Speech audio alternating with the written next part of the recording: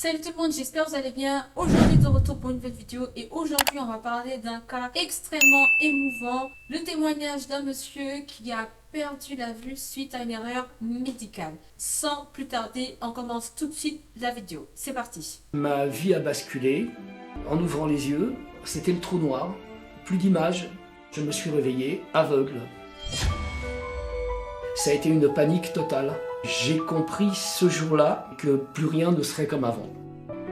Moi qui adorais dessiner, peindre de paysages, de beauté naturelle, je me dis que je ne pourrais plus jamais revoir ça, je ne peux que les imaginer.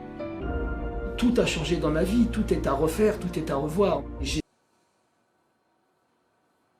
Vous êtes toujours dans la colère? Dans la haine, c'est pas de la haine. colère, c'est de la haine.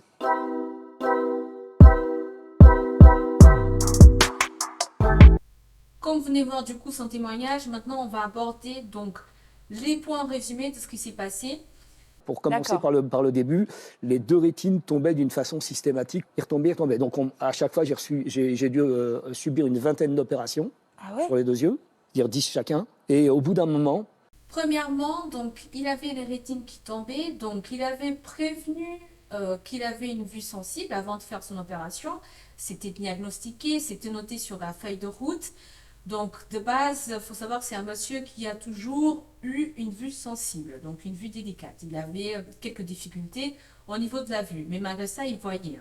Donc c'est quelque chose qui était mentionné sur la feuille de route. Liste? avec une liste de choses, est-ce que vous avez subi ça, est-ce que vous avez subi ça? Donc vous leur avez dit tout votre passé médical? J'ai bien précisé que j'avais les yeux extrêmement fragiles et qu'il fallait faire attention.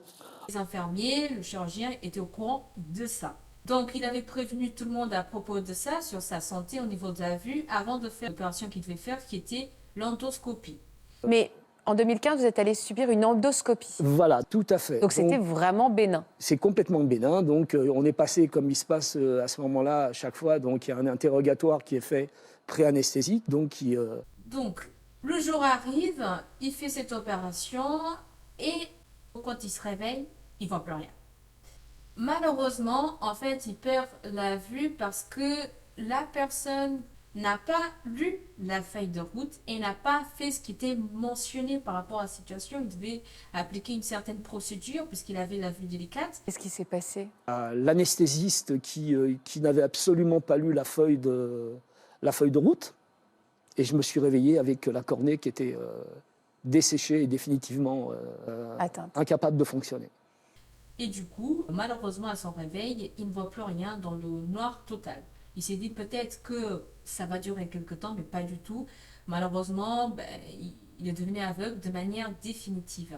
Donc, il s'agit d'une erreur médicale parce que les personnes n'ont pas fait attention à ce qui était noté sur la feuille de route, n'ont pas pris connaissance de tous les éléments de cette personne et malheureusement c'est le patient qui paye alors qu'il est pour rien. Honnêtement ça fait mal parce que toi t'es pour rien, tu te dis peut-être t'es dans le mauvais endroit, t'aurais dû aller ailleurs, que t'aurais pas peut-être faire cette opération ou faire un autre moment, un autre jour.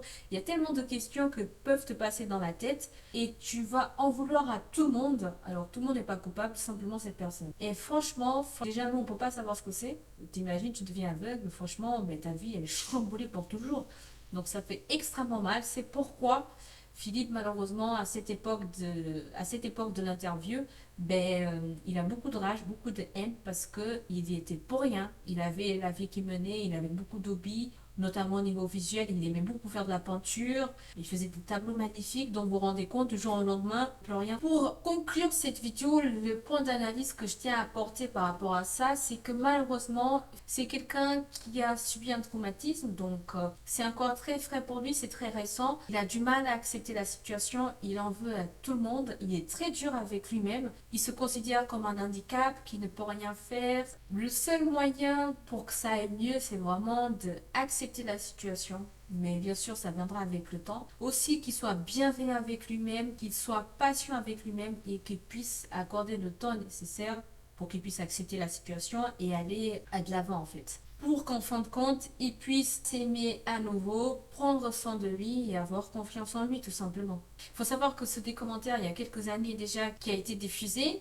Mais il faut savoir qu'il est repassé dans l'émission un an plus tard et même l'année d'après, il se porte très bien à cette époque-là. Donc quand il est repassé dans l'émission, il a clairement dit qu'il est en paix avec lui-même, il se sent bien, il est plus en état de victime et puis il a tout à fait su gérer la situation et puis il a retrouvé une copine. Donc tant mieux pour Philippe, il a su se rebondir. Mais en tout cas, c'est flagrant. Le fait que les erreurs médicales peuvent arriver, c'est pas qu'aux autres, ça peut arriver à n'importe qui. L'erreur est humaine, c'est vrai, mais bon, on fait attention à qui on choisit comme chirurgien. Et puis, encore une fois, hein, l'erreur humaine, hein, tu peux choisir un bon chirurgien, malheureusement, ça peut arriver quand même la catastrophe. Dites-moi ce que vous en pensez de cette situation, de ce cas. En tout cas, moi, je retire une grande force de ce monsieur, vraiment quelqu'un sur qui on peut s'inspirer, quelqu'un qui est combattant, déterminé, un guerrier qui ne lâche pas. Dites-moi ce que vous en pensez de cette vidéo. Partagez au max. Je vous dis à la prochaine. Salut, ciao.